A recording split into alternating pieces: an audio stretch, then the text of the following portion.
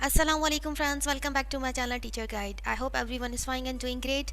As I have received some queries that please make video on how to make students learn sentences and reading independently. So guys, I am here with my new video that how you can make your children read independently and very easily at your home or in your school classes. So without wasting time, let's move to a video. This is little bit bigger, but don't worry, it is really helpful to you.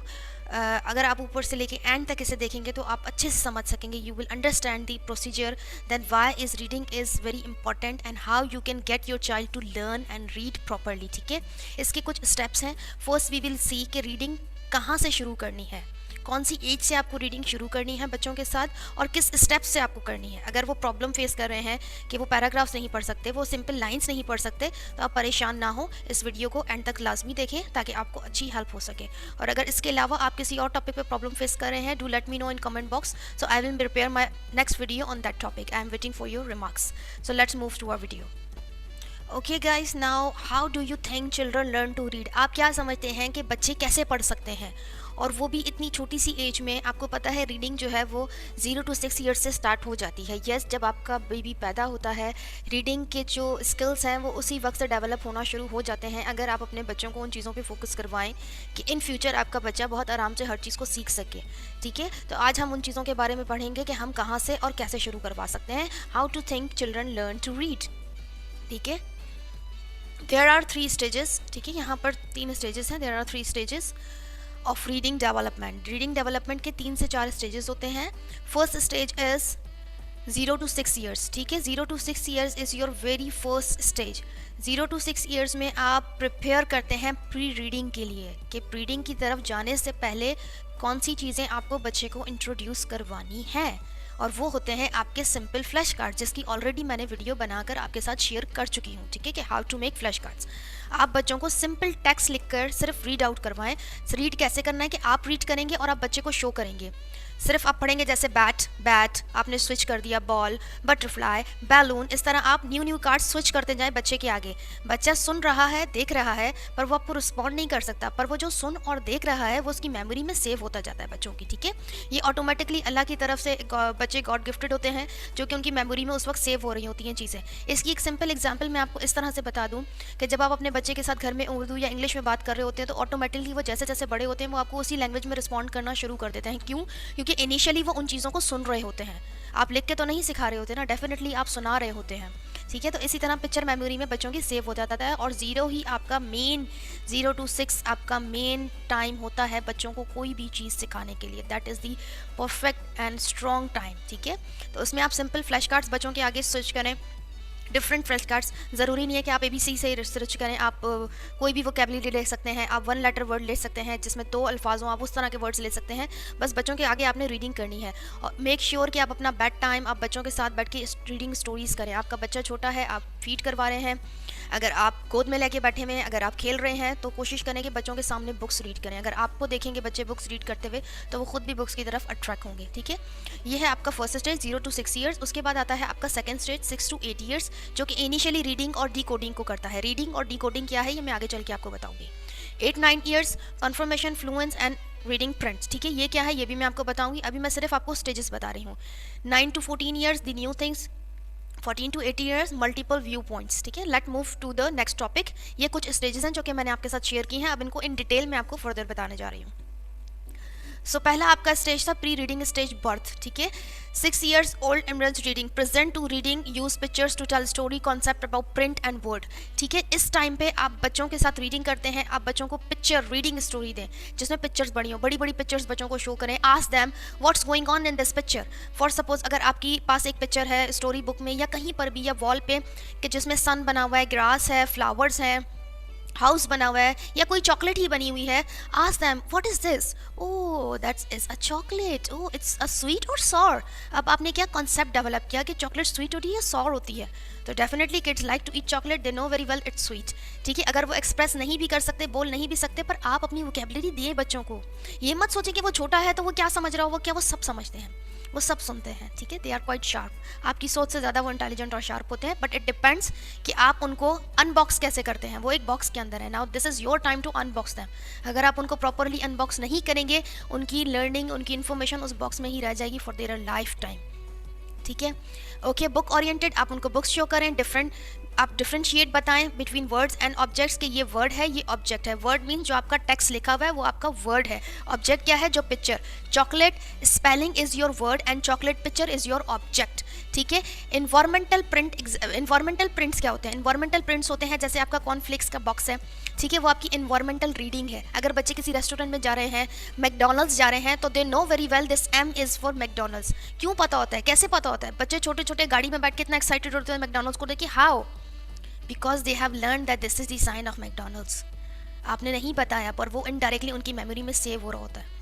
आप अपने बच्चों को observe करें, उनको देखें, वो ये सब चीज़ें कर रहे होते हैं पर आप ध्यान नहीं देते। Please focus on your kids, ठीक है। आप उन पर फोकस करें और ध्यान दें कि देखिए वो हर चीज़ कर रहे होते हैं। नाउ इट्स योर टाइम कि आप उन्हें कितनी नॉलेज दे सकते हैं, और अगर नहीं देंगे तो बाद में नुकसान आपके और आपके बच्चे का ही होगा, तो फिर प्लीज़ उनके ऊपर तवज्जो दें।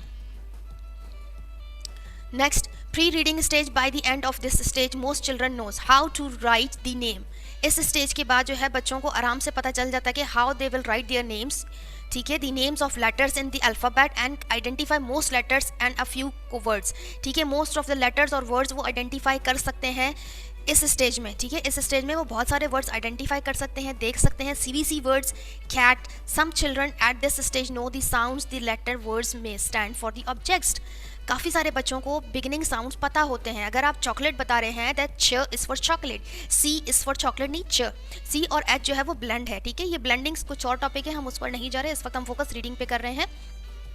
आप CVC वर्ड्स के थ्रू अपने बच्चों को बता सकते हैं। Know A is for apple, so they know A is for X, this is the beginning sound. उनको बिगिनिंग साउंड एप्पल की स्पेलिंग का पता है। एप्पल की फर्स्ट स्पेलिंग जो है वो A है, A इज़ फॉर एप्पल। ये इसका इनका बिगिनिंग साउंड्स और वोकैबुलरी होती है, alphabets of their sounds. A is your alphabet and A is your sound, ठीक है। इसी तरह आप CVC वर्ड्स करवाते हैं। CVC वर्ड्स क्या है मैं आपको अभी आगे चल के बताती हूँ, और ये किस काम आते हैं ये भी मैं आपसे शेयर करूँगी।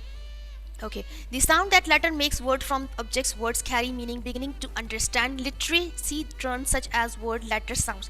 ये ऑलरेडी मैं आपको बता चुकी हूँ। जब आपके बच्चों को वर्ड का साउंड पता होगा, वो उस वर्ड को मर्ज करेगा, ज्वाइन करेगा। जैसे कि हम एडिशन करते हैं 2 + 2 = 4। इसी तरह A और T का साउंड क्या है? A साउंड इज A और T sound is T, at, at, ठीक है। ये आपका at हो गया। और इसके अगर पहले आप लिख देंगे C, क, at, कैट। देखिए मैंने कितने आराम से एक वर्ड बना दिया, ठीक है।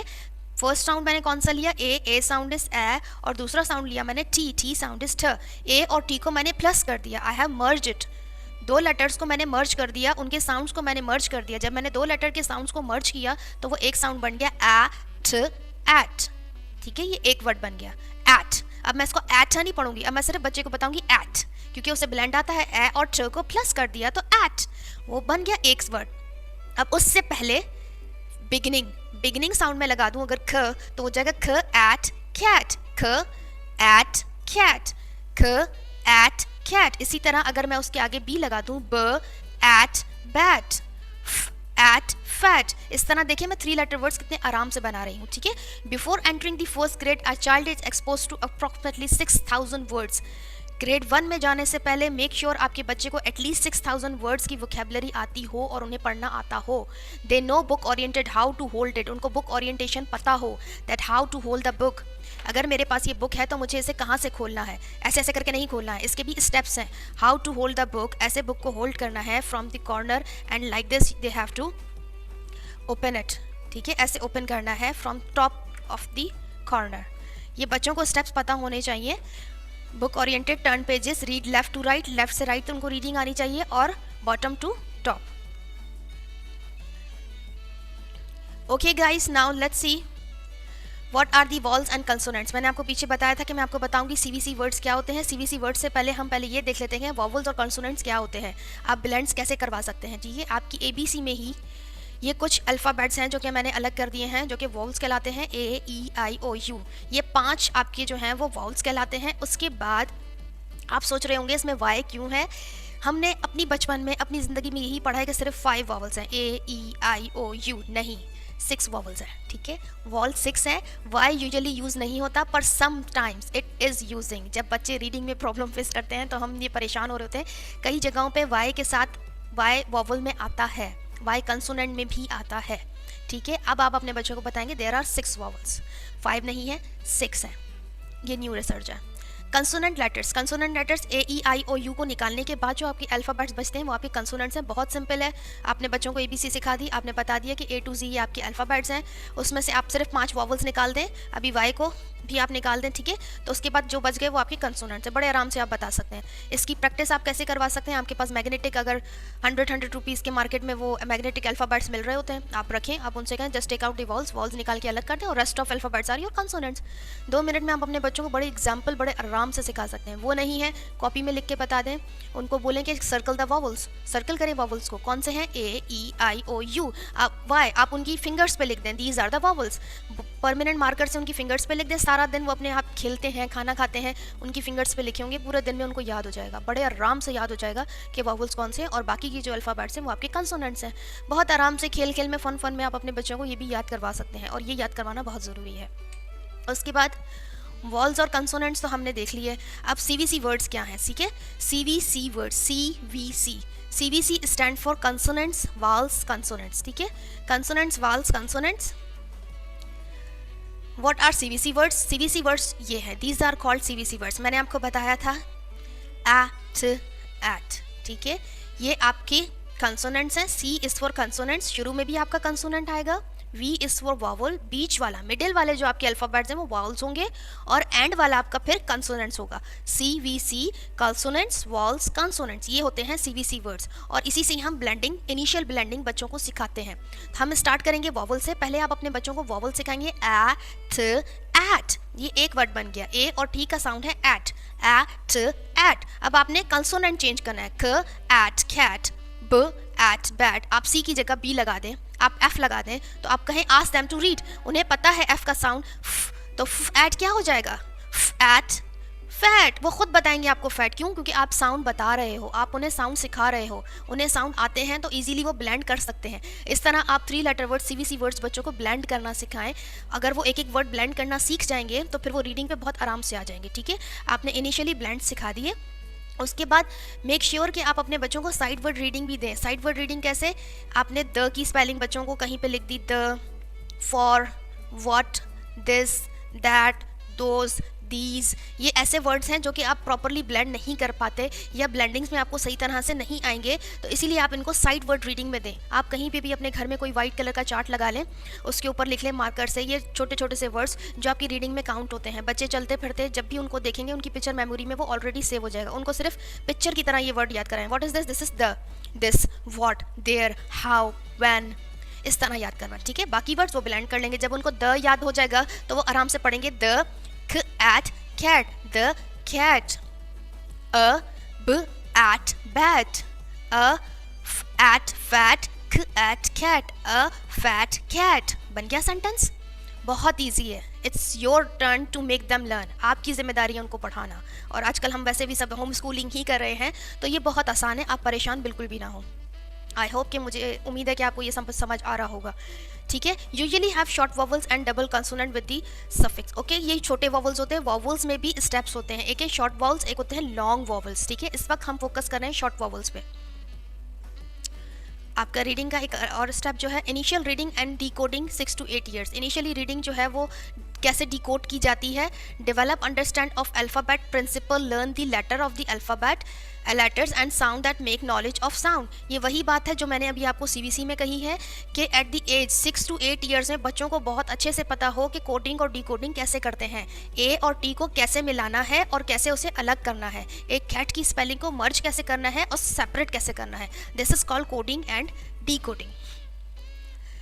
Confirmation, fluence and further development, decoding skills, additional strategies, इनकी strategies होती हैं to decode words, start to make meaning, text and of age, ठीक है। अब इसका क्या होता है, अब वो words की meanings को आइडेंटिफाई करने लग जाते हैं, डेवलप करने लग जाते हैं, उनकी स्किल्स, उनका स्पोकन लैंग्वेज बहुत अच्छा हो जाता है।